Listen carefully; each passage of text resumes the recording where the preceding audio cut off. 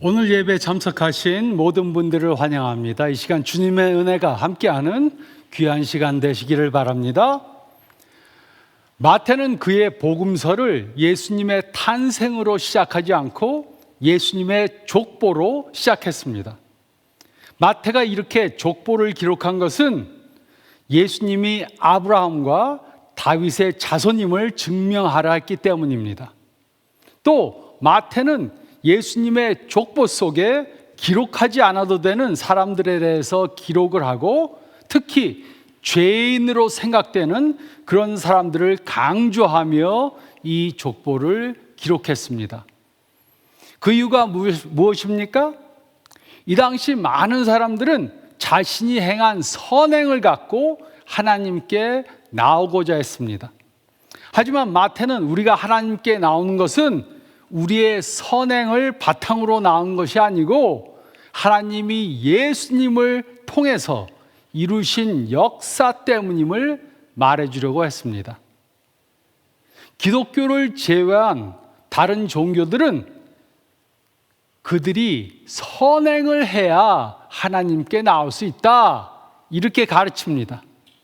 하지만 마태는 우리가 하나님께 나오는 것은 우리의 선행을 통해서가 아님을 분명히 말해 주었습니다. 그는 우리가 하나님께 나올 수 있는 것은 하나님이 예수님을 통해 이루신 역사 때문임을 선포했습니다. 이 이유로 마태는 예수님의 복음을 메시아의 탄생으로 시작하지 않았고 예수님의 족보로 시작했습니다. 또 그 족보 안에 있는 자신의 선행으로 나올 수 없는, 하나님께 나올 수 없지만 예수님의 은혜로 용서받고 하나님께 쓰임받았던 사람들의 이름을 많이 적어놨습니다.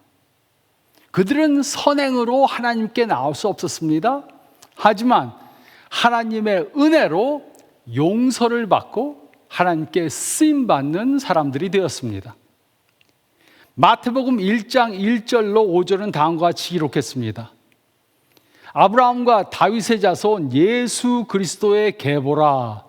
아브라함이 이삭을 낳고 이삭은 야곱을 낳고 야곱은 유다와 그의 형제들을 낳고 유다는 다말에게서 베레스와 세라를 낳고 베레스는 헤스론을 낳고 헤스론은 람을 낳고 람은 아미나답을 낳고 아미나답은 나손을 낳고 나손은 살몬을 낳고 살몬은 라합에게서 보아스를 낳고. 마태는 5절에 또 불필요한 사람의 이름을 기록했습니다. 살몬은 보아스를 낳고 라고 기록하면 됐는데 그는 살몬은 라합에게서 보아스를 낳고 라고 기록했습니다. 라합의 이야기를 아는 유대인들은 그녀에게는 별명이 있었다는 것을 잘 알았습니다. 물론 별명을 갖는 것은 특이한 것이 아니었습니다.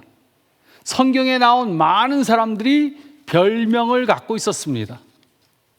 눈물의 선지자 예레미야, 세례 요한, 천둥의 아들 요한, 성미 급한 베드로, 나병 환자 시몬. 하지만 불행하게도 라합이 갖고 있던 별명은 좋은 것이 아니었습니다. 그녀는 그녀의 직업 때문에 붙은 별명이 있었습니다. 그녀의 별명은 기생이었습니다. 그녀는 기생 라합이라고 불렸습니다. 그래서 마태가 기록한 예수님의 족보를 읽는 유대인들은 그가 왜 기록하지 않아도 되는 라합의 이름을 이곳에 기록했는지 의아해했을 것입니다. 라합은 유대인도 아니고 가나안 여인이었습니다. 그러므로 그녀는 이스라엘의 적이었습니다. 또 그녀는 기생으로 일하던 여자였습니다. 마태는 그녀의 이름을 꼭 기록하지 않아도 되었습니다. 하지만 마태는 하나님의 놀라운 은혜와 용서와 자비를 말해주기 위해 라합의 이름을 이곳에 기록했습니다. 그러므로 여호수아 2장 말씀에 기록된 기생 라합의 이야기를 통해 우리는 다음 세 가지 중요한 사실들을 깨달을 수 있습니다. 첫째로 2장 8절로 11절 말씀을 보면 우리는 하나님의 역사를 믿어야 합니다. 우리는 하나님의 역사를 믿어야 합니다. 여호수아에 기록된 말씀을 보면 이스라엘 민족들은 애굽에서 나왔습니다. 어떤 학자들은 그때 이스라엘 민족의 숫자가 200만 내지 300만이 되었을 거라고 추측합니다. 그리고 그들은 애굽에서 나와서 약속의 땅을 향해 가고 있었습니다.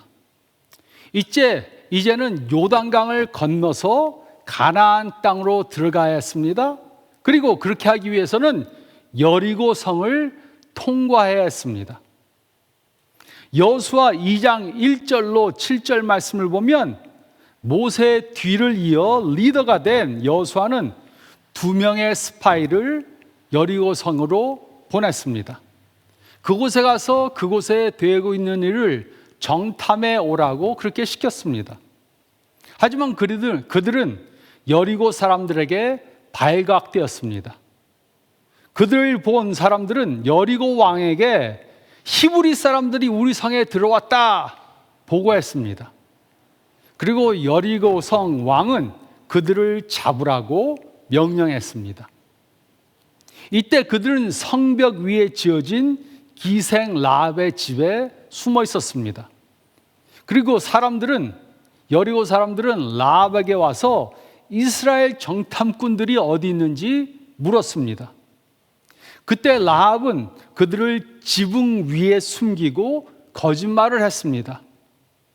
그들이 왔었는데 성문이 잠기기 전에 떠났습니다. 빨리 쫓아가면 잡을 수 있을 것입니다. 그렇게 말했습니다. 그리고 그들은 정탐꾼들을 쫓아갔습니다. 이때 벌어진 사건이 여호수아 2장에 기록되어 있습니다. 여호수아 2장 8절로 11절은 다음과 같이 기록했습니다. 또 그들이 눕기 전에 라합이 지붕에 올라가서 그들에게 이르러 말하되 여호와께서 이 땅을 너에게 주실 줄을 내가 아노라. 우리가 너희를 심히 두려워하고 이 땅 주민들이 다 너희 앞에서 간담이 녹나니 이는 너희가 애굽에서 나올 때 여호와께서 너희 앞에서 홍해 물을 마르게 하신 일과 너희가 요단 저쪽에 있는 아모리 사람의 두 왕 시온과 옥에 행한 일 곧 그들을 전멸시킨 일을 우리가 들었음이니라. 우리가 듣자 곧 마음이 녹았고 너희로 말미암아 사람이 정신을 잃었나니 너희의 하나님 여호와는 위로는 하늘에서도 아래로는 땅에서도 하나님이시니라. 정탐꾼들이 눕기 전에 라합은 그들이 숨어있던 지붕으로 올라갔습니다. 그리고 그녀가 그들에게 말했습니다. 그 말 가운데는 그녀의 하나님을 믿는 믿음이 보여졌습니다. 그녀는 여호와 하나님이 가나안 땅을 이스라엘 백성들에게 주실 것을 믿었습니다. 그 이유가 무엇이었습니까? 그녀는 이스라엘 사람들이 출애굽할 때 하나님이 홍해를 마르게 하신 일을 믿었습니다. 또 요단강 반대편에서 아모리 사람의 두 왕 시온과 옥에 행한 일, 곧 그들을 전멸하게 하신 일을 믿었습니다.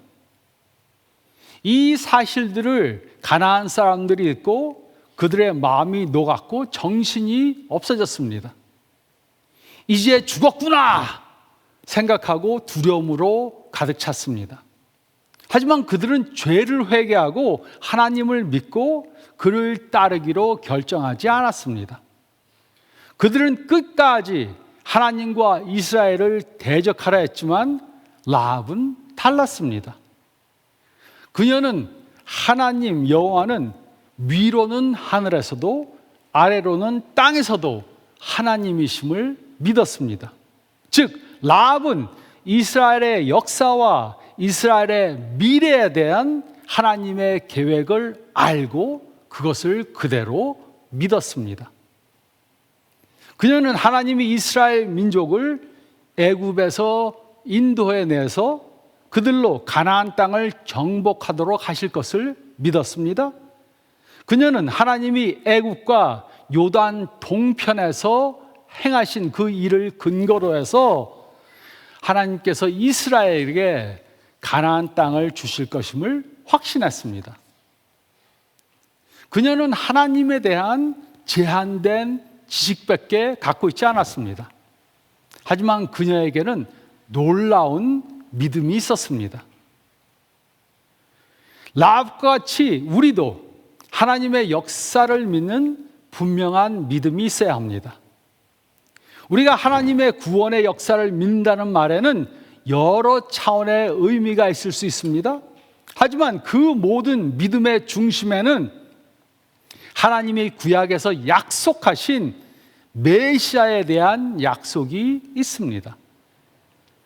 구약 성경 전체를 살펴보면 하나님의 구속의 계획이 계속해서 나옵니다. 예수 그리스도를 가리키는 예언과 그 예수 그리스도의 그림자가 끊임없이 구약에 나옵니다. 하나님은 아담과 하와를 창조하시고 그들에게 복을 주셨습니다. 하지만 그들은 하나님의 명령에 불순종하고 죄를 범했습니다. 그때 하나님은 그들을 심판으로 끝내지 않으시고 죄로 인해 무너진 인간들과의 관계를 회복시키기 위해 약속해 주셨습니다. 즉 메시아를 보내실 것을 이곳에서 처음 약속해 주셨습니다. 창세기 3장 14절로 15절은 다음과 같이 기록했습니다.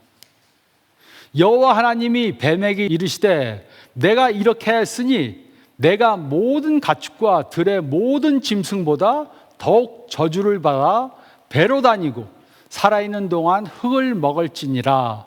내가 너로 여자와 원수가 되게 하고 내 후손도 여자의 후손과 원수가 되게 하리니 여자의 후손은 내 머리를 상하게 할 것이요 너는 그의 발꿈치를 상하게 할 것이니라 하시고,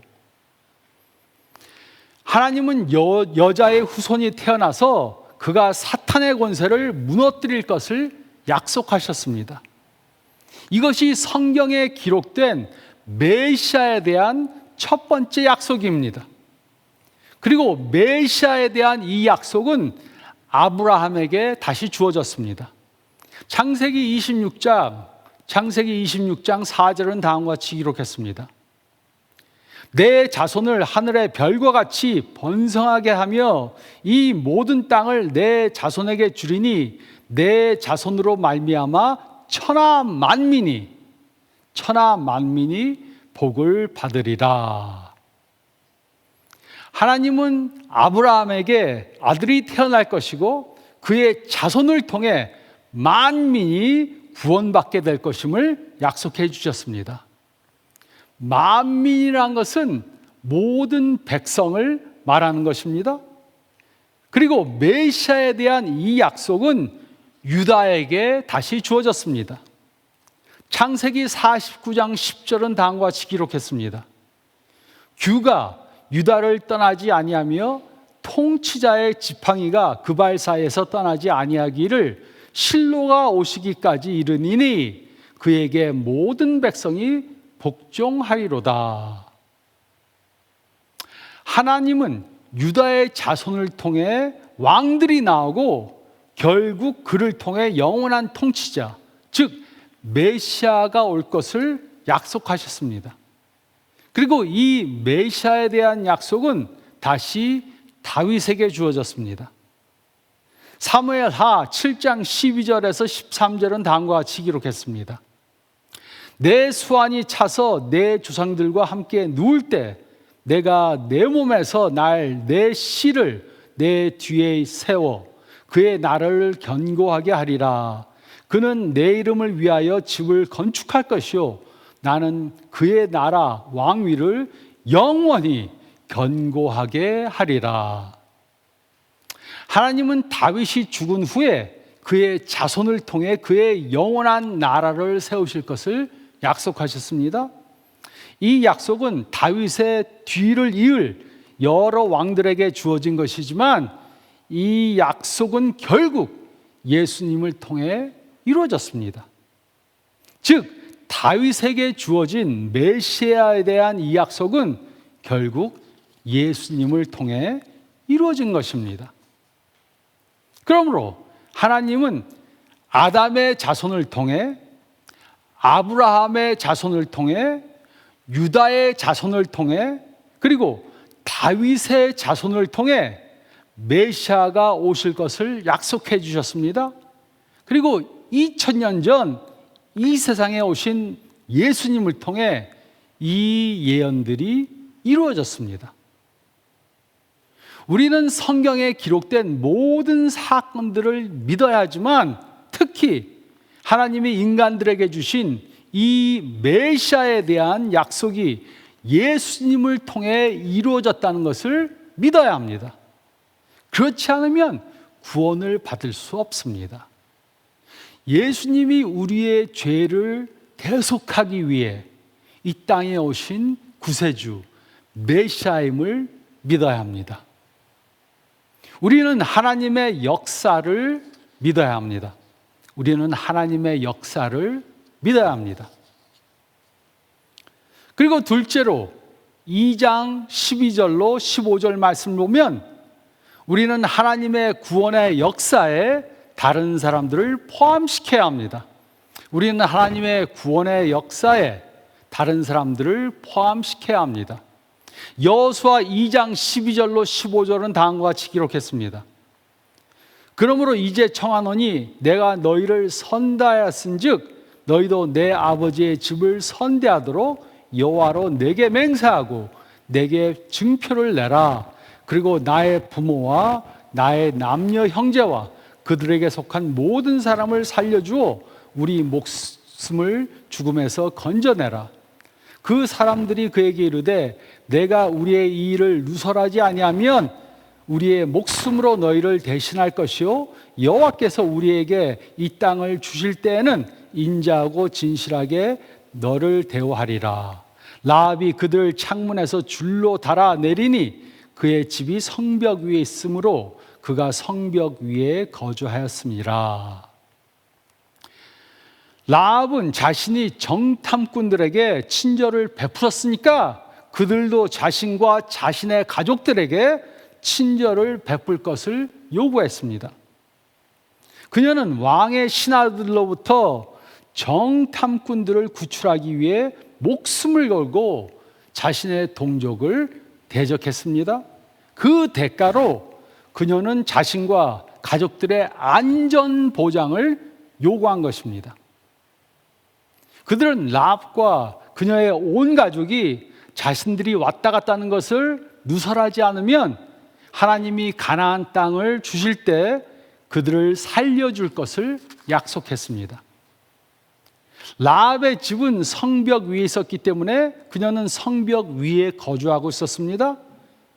그들의 약속을 믿은 라합은 그들을 줄로 달아내려서 그들로 여호수아에게 돌아가도록 했습니다. 그리고 그들은 여호수아에게 모든 사실들을 보고했습니다. 그 다음에 된 모든 일들은 우리가 다 아는 이야기입니다. 이스라엘 사람들은 여리고 성 사람들과 전쟁을 계획했습니다. 이때 여호수아는 군대 장관들을 모아놓고 이렇게 말했습니다. 이것이 우리가 여리고 성을 함락시킬 작전입니다. 이번에는 전의 방법과 다르게 싸우겠습니다. 앞으로 일주일간 우리에게는 무기가 필요 없습니다. 우리는 첫째 날 줄을 서서 여리고 성을 한 바퀴 돌겠습니다. 이렇게 일주일간 매일 한 바퀴씩 돌고 그리고 제 7일째 되는 날에는 여리고 성을 7바퀴 돌고 그 다음에 소리를 크게 지르겠습니다. 무슨 질문 있습니까? 그들 중 어떤 사람들은 이렇게 질문했을 수 있습니다. 우리가 지금 전쟁을 하는 겁니까? 아니면 퍼레이드를 하는 겁니까?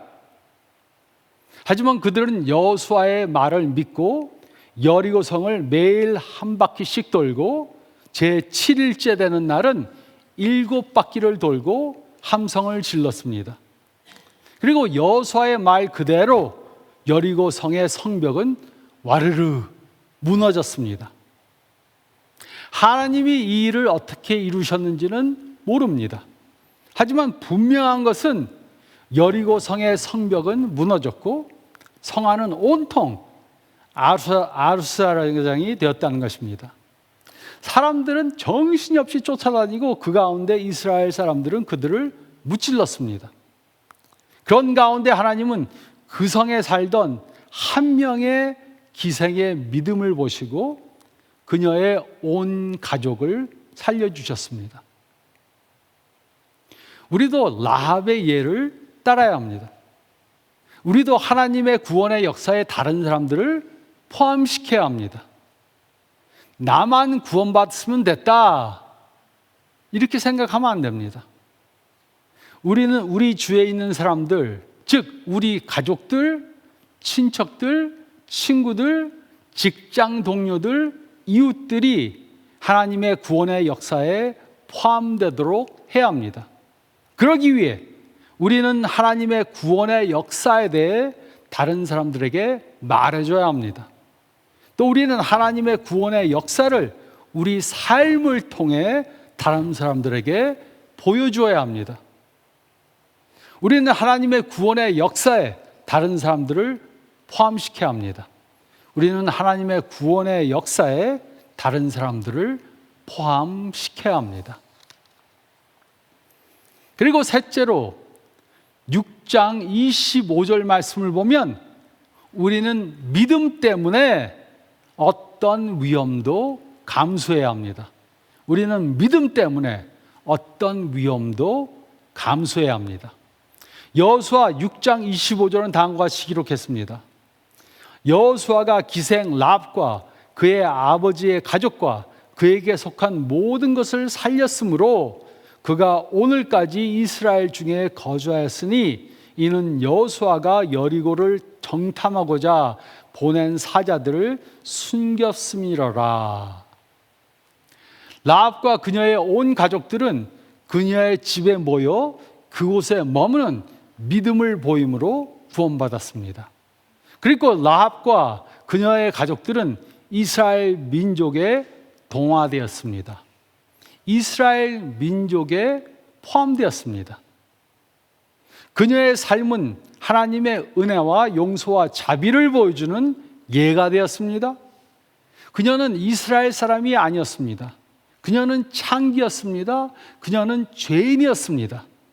하지만 그녀는 하나님을 믿는 믿음 때문에 여리고 사람들에게 죽임을 당할 수 있는 그런 위험을 감수했습니다.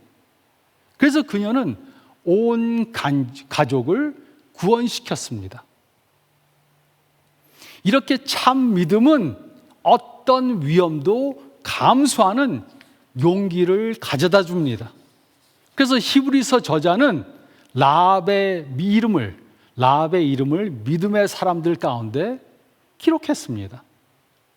히브리서 11장 31절은 다음과 같이 기록했습니다.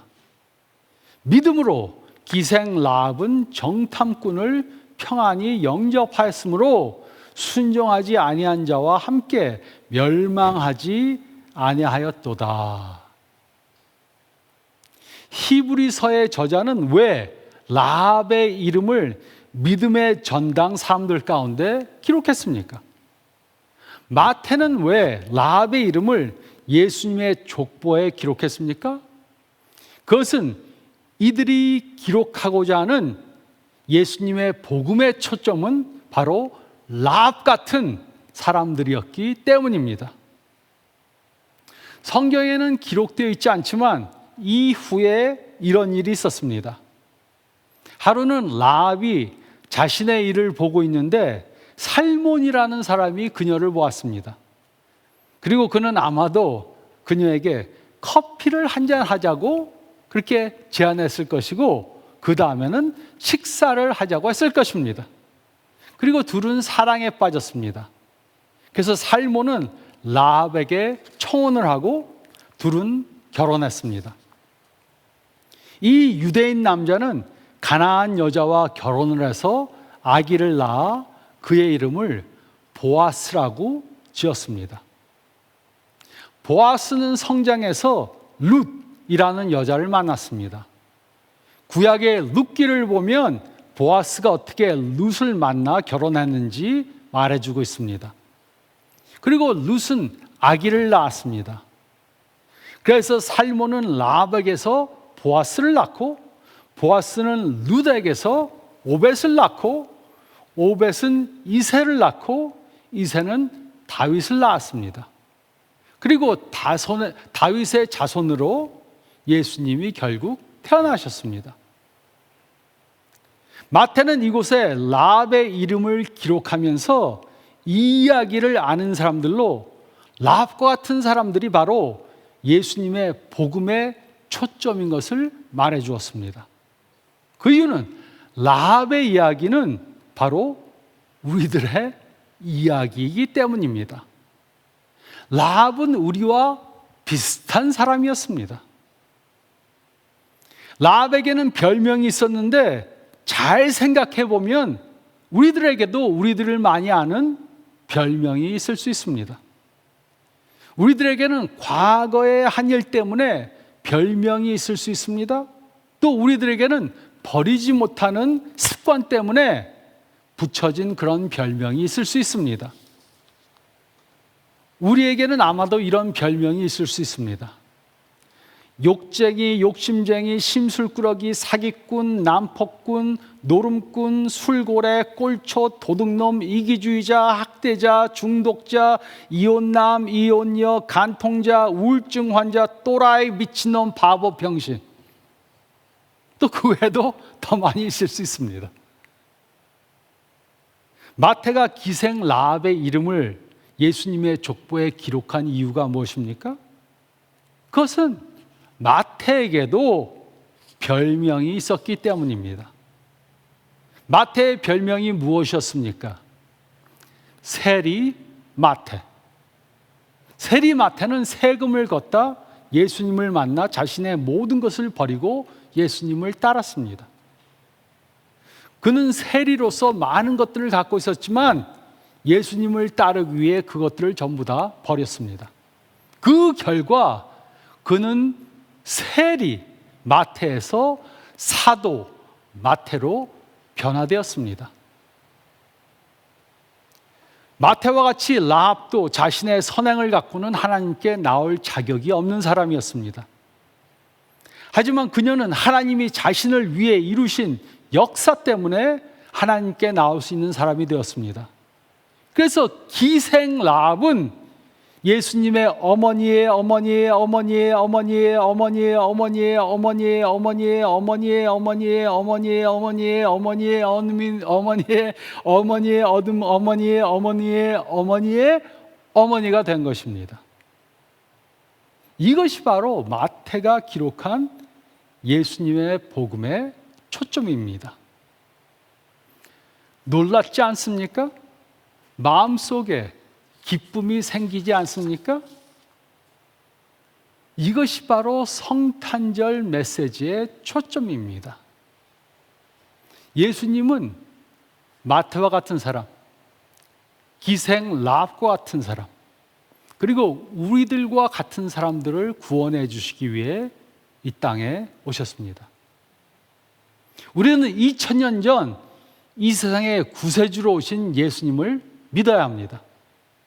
그리고 그 믿음 때문에 어떤 위험도 감수해야 합니다.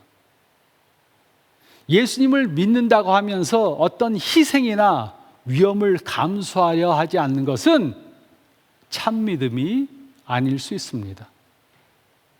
우리는 믿음 때문에 어떤 위험도 감수해야 합니다.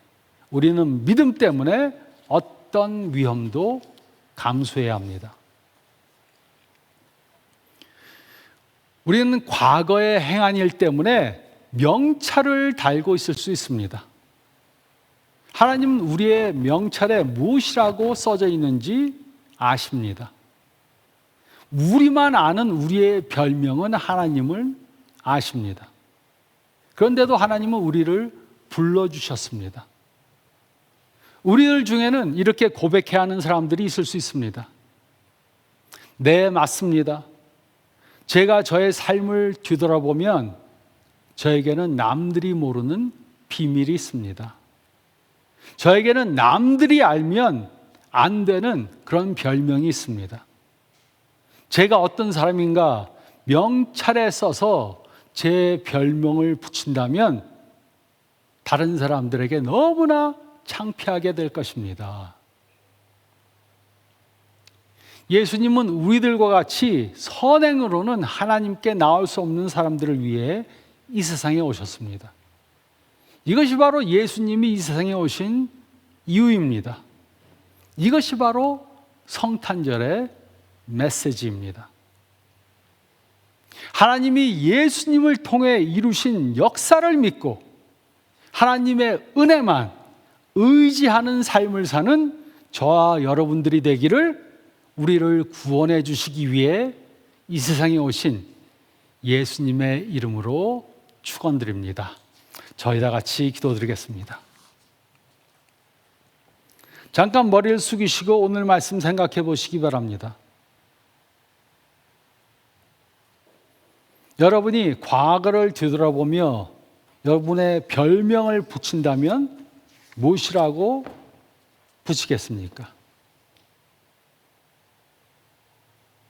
너무나도 창피하고 다른 사람들이 알면 안 되지만 하나님은 우리의 별명을 이미 다 아십니다. 그런데도 우리를 불러주시고 우리를 사용해 주십니다. 이제 우리는 기도해야 합니다. 하나님, 세리 마태가 사도 마태가 된 것처럼 저희가도 새 별명을 갖게 도와주세요.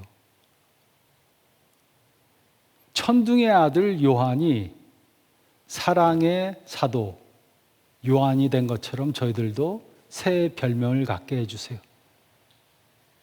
기생 라합이 예수님의 어머니가 된 것처럼 우리도 이제 새 별명을 갖게 도와주세요. 그리고 우리가 우리 된 것은 하나님의 은혜라는 것을 잊지 않고 다른 죄인들을 주님께 불러오는 그러한 삶을 살게 도와주세요. 한 주간 기도하면서 저의 삶을 주님께 드립니다. 저희를 사용하셔서 주님의 도구로 써주세요.